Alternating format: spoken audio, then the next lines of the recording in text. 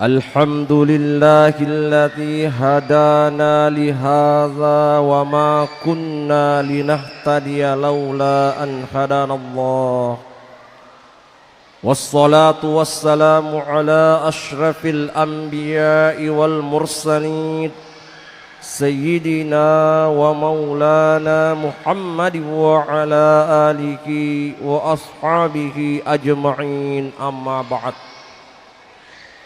Kaum muslimin wal muslimat, jamaah tarwih yang dimuliakan oleh Allah Subhanahu wa taala.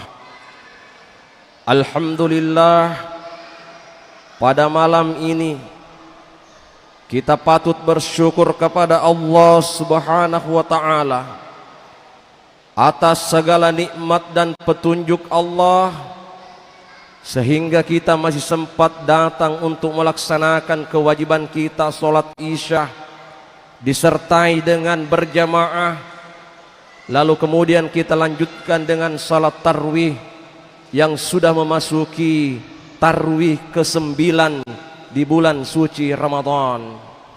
Salawat dan salam kepada baginda Nabiullah Muhammad sallallahu alaihi wasallam, Nabi yang pernah ditanya oleh malaikat Jibril, Nabi yang pernah ditanya oleh malaikat Jibril, "Ya Muhammad, man shalla alaika asyara marratin ana akhudhu biyadihi wa umirruhu ala sirat." Barang siapa yang bersalawat kepadamu Muhammad 10 kali, maka aku sendiri yang akan menggenggam kedua tangannya pada saat dia melewati jembatan Siratal Mustaqim. Aku pastikan orang itu akan selamat sampai pada tujuannya.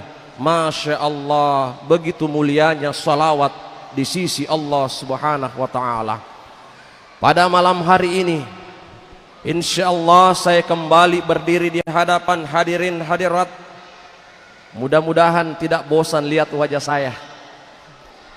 Yang saya ingin sampaikan adalah Al-Quran surah At-Taubah ayat 103.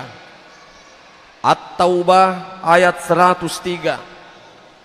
Allah Subhanahu wa ta'ala berfirman, "Khudh min amwalihim shadaqatan tutahhiruhum wa tuzakkihim biha wa shalli alaihim." Yang artinya, ambillah sebahagian harta mereka, ambillah sebahagian dari zakat mereka, sucikan harta mereka, bersihkan harta mereka, washolli alaihim, dan doakan mereka yang sedang mengeluarkan zakatnya. Jadi pada malam hari ini yang saya ingin bahas adalah kedudukan zakat dalam Islam. Satu hadis dari Nabi sallallahu alaihi wasallam. Nabi bersabda, "Buniyal Islamu ala khamsin." Pilarnya agama ada 5, tiangnya agama ada 5, pondasi agama ada 5. Yang pertama, syahadatu an la ilaha illallah wa anna Muhammadar Rasulullah.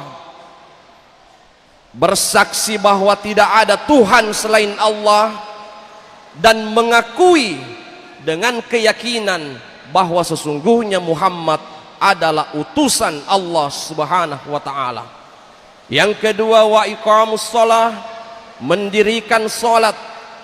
Yang ketiga, wa ita'uz zakah, mengeluarkan zakatnya. Yang keempat, wa shaumu Ramadan, berpuasa pada bulan Ramadan. Dan yang kelima, wa hijjul baita man istata'a ilaihi sabila, naik haji bagi orang yang mampu. Nah, jamaah yang dimuliakan oleh Allah Subhanahu wa ta'ala, saya ingin mempertajam poin yang ketiga, ialah wa ita'uz zakah, menunaikan zakat. Kalau kita berpikir secara logis, sebuah rumah panggung, kalau di Sulawesi Selatan itu, Sulawesi atau Kalimantan banyak rumah panggung, itu ada tiangnya. Satu saja tiangnya itu rumah rusak, maka menjadi ancaman ujung-ujungnya rumah panggung itu akan roboh. Masjid, kalau satu tiangnya ini Masjid Baitur Rahman rapuh, rusak, dapat dipastikan tidak lama lagi akan roboh bangunan itu. Sama halnya dengan Islam. Kalau limanya ini rukun Islam, satu diantaranya kita tidak laksanakan, maka otomatis rusaklah pondasi agama kita sendiri. Nah, contoh misalnya, minuman yang kita minum, tiba-tiba ada minyak tanah yang bercampur dengan susu atau kopi. Pertanyaannya, maukah kita meminum minuman yang sudah bercampur dengan benda-benda lain? Tentu tidak mau. Sama halnya harta kita. Allah Subhanahu wa ta'ala sudah menyatakan dalam Al-Quran surah At-Taubah ayat 103. Ini perintah Allah, khudh, ambillah. Menurut mayoritas ulama, khudh, kata khudh di sini adalah kewajiban pemerintah untuk mendirikan lembaga atau satu departemen yang hari ini sudah diimplementasikan. Terbentuklah Badan Amil Zakat Nasional. Kalau di kecamatan, distrik, namanya UPZ, Unit Pengumpul Zakat, tingkat distrik atau kecamatan. Nah, jamaah yang dimuliakan oleh Allah Subhanahu wa ta'ala, apa yang dimaksud dengan zakat? Jangan sampai ada orang ditanya, Pak, sudah berzakat? Sudah. Ternyata zakat fitrah saja. Kan banyak orang salah paham dan salah memahami konsep zakat. Dia kira kalau sudah berzakat fitrah, dia sudah mengatakan saya sudah mengeluarkan zakat. Tapi ketika ditanya zakat apa yang saudara keluarkan, ternyata zakat fitrah saja. Belum dihitung zakat malnya, zakat hartanya, yang menjadi ketentuan agama sudah diatur dalam Islam. Nah, apa itu zakat? Zakat menurut bahasa ada 3 maknanya, Pak. Yang pertama adalah zakat bermakna toharah, suci, bersih. Bisa dibayangkan kalau harta tak yang kita kumpulkan selama ini ada haknya fakir miskin. Jangan sampai Allah mengambil paksa hartata, nah bersihkan hartata dengan cara-caranya Allah Subhanahu wa ta'ala. Saya tidak menuduh orang yang kebakaran tokonya, rukonya, kecurian hartanya, mobilnya hilang, HP-nya jatuh, dapat dicurigai, bukan dituduh. Jangan sampai itulah caranya Allah mengambil paksa hartata supaya bersih dari zakat. Yang kedua, zakat itu bermakna ziyadah, bertambah. Ini kan sudah disampaikan kemarin malam, bahwa perumpamaan orang yang menginfakkan infak itu seperti biji yang ditanam tumbuh menjadi tangkai, 7 tangkai, setiap tangkai 100 buah. Begitulah perumpamaan Al-Quran, bagaimana zakat ini luar biasa pahalanya, dilipat gandakan, tambahan rezeki yang dikeluarkan oleh umat Islam itu sendiri. Yang ketiga adalah al-barakah, berkah. Berkah itu menurut ulama ziyadatul khair, bertambahnya kebaikan. Ada orang kaya bertambah kaya. Contoh Bapak Yusuf Kalla, asetnya di mana-mana, bisa dipastikan hartanya berberkah. Dan banyaklah orang-orang konglomerat, orang-orang kaya yang semakin bertambah kekayaannya, karena rajin mengeluarkan zakat, ziyadatul khair, bertambah kebaikan. Saya ingin menyampaikan seperti ini. Kalau ada orang memiliki banyak kekayaan aset, tetapi dengan kekayaannya itu dia bertambah rajin sholat berjamaah, dia tambah rajin bersedekah, tambah rajin dia bersilaturahim, tambah tawadu kepada Allah, tambah baik sifatnya, dapat dipastikan bahwa hartanya itu ziyadatul khair atau berberkah, mak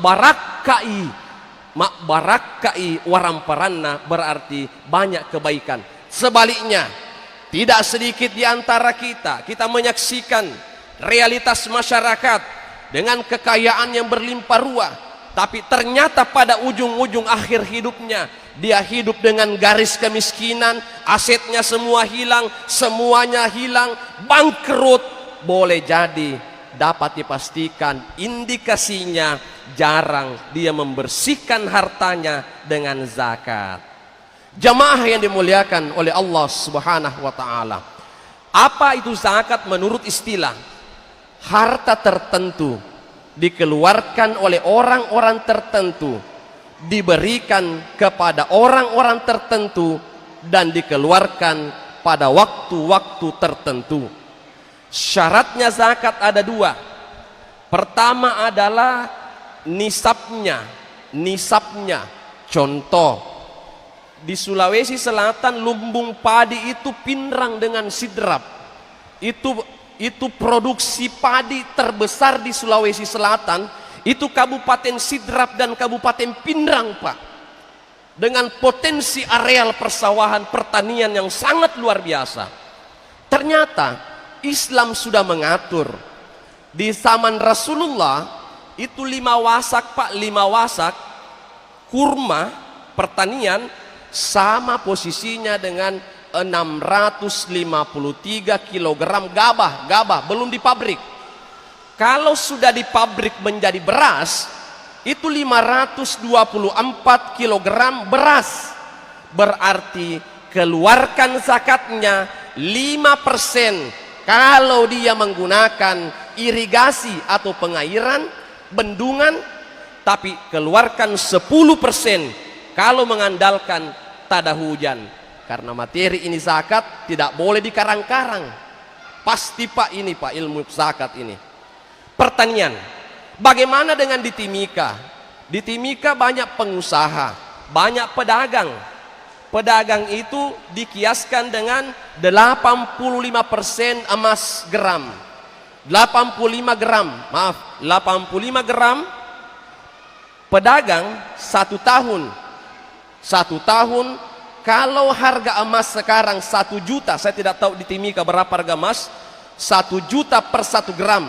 Maka pendapatan dalam 1 tahun itu pedagang, pengusaha 85 juta. Sudah dikumpulkan semua, dia bayar utangnya, dia bayar semua, pokoknya 85 juta. Dia sudah totalkan keuntungannya, maka keluarkan 2,5%. Kalau ada pedagang tidak sampai nisabnya, cuma dia mendapatkan keuntungan 25 juta saja dalam 1 tahun, tidak wajib zakat, cukup infak dan sedekah. Tapi kalau pengusaha besar dengan keuntungan 85 juta per tahun, kecil, Pak. Ada pedagang barangkali di Timika sampai omsetnya miliaran rupiah. Ada juga, Pak, satu, zakat profesi itu ada juga perbedaan di kalangan ulama. Ada yang mengatakan sepakat, ada juga tidak sepakat dengan gaji PNS, ASN, TNI dan Polri yang punya pekerjaan. Katanya tidak ada dasarnya. Padahal dalam Al-Quran banyak ayat-ayat yang menyebutkan tentang usaha pekerjaan. Nah, konten kreator yang youtuber, misalnya Deddy Corbuzier, menurut data fakta yang ada di media sosial, itu omsetnya per bulan dari YouTube 5 sampai 7 miliar per bulan dia dapatkan. Bagaimana mungkin sekelas Deddy Corbuzier tidak disuruh berzakat setelah dia memeluk ajaran Islam. Sementara petani yang hanya mengandalkan 4 bulan 1 kali panen, petani kalau di Sulawesi Pak 2 sampai 3 kali panen saja. Di kampung saya 2 kali panen saja per tahun. Berarti 2 kali panen dalam setahun. Petani. Bagaimana dengan orang-orang yang kaya? Makanya Ketua Basnas Pusat mengatakan, seandainya umat Islam di Indonesia ini sadar dengan zakat, maka dapat dipastikan, dikalkulasi jumlah uang zakat di Indonesia dari Sabang sampai Merauke itu bisa berjumlah 327 triliun. Sekarang yang menjadi fakta yang terkumpul 2022 hanya 17 triliun. Maka tidak ada orang miskin di Indonesia seandainya orang-orang kaya ini sadar dengan zakatnya. Yang terakhir yang saya ingin sampaikan pada kesempatan yang berbahagia ini, oleh karena itu jamaah, mumpung kita masih hidup, ada kesempatan. Terakhir Pak, apa ancamannya orang yang tidak mengeluarkan zakat? Sebenarnya panjang tapi waktu kita terbatas. Mudah-mudahan tidak salah. Al-Quran surah At-Taubah ayat 34, Ustaz Haidir ya. At-Taubah ayat 34. Bisa dilacak, dicek di HP-nya langsung. Banyak ayat-ayat Al-Quran yang menginformasikan ancaman orang yang tidak mengeluarkan zakat. Apa kata Allah? Walladzina yaknisuna az-zahaba wal fiddah wala yunfikunaha fi sabilillahi fabashshirhum bi'adzabin alim. Orang-orang yang menimbun emasnya, menimbun peraknya, emasnya, tidak mengeluarkan zakatnya, maka dia akan disiksa nanti dengan siksaan yang amat pedih. Apa kata Allah? Yauma yuhma 'alaiha fi nari jahannam. Itu emasnya akan dibakar di api neraka, kemudian dilemparkan kemana? Fatakwa biha fi jibabuhum, di jidatnya, wajunubuhum, di perutnya, wasuhuruhum, di punggungnya. Jibahuhum, ini yang paling menarik. Kenapa Allah menggunakan 3 saja? Jidat, dahinya, perut, dan punggungnya. Itu akan dilemparkan emas yang dibakar dari api neraka, dilemparkan di jidatnya, di perutnya, dan di punggungnya. Itu salah satu siksaan nanti di neraka bagi mereka yang enggan mengeluarkan zakat. Ulama sepakat. Kenapa jidat Pak? Karena itu, ini penafsiran ulama saja Pak, penafsiran ulama. Itu kan kalau kita disuruh datang peminta-minta di rumah kan berkerut kening. Berkerut kening.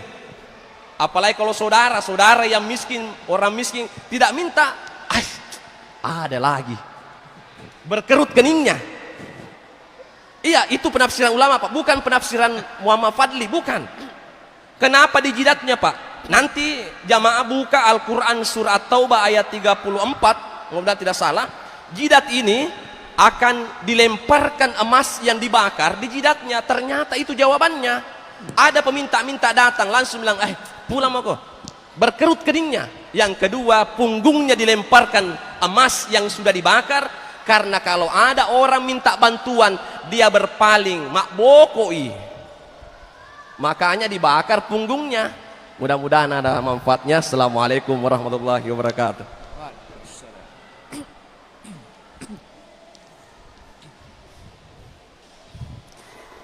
Sallu sunnah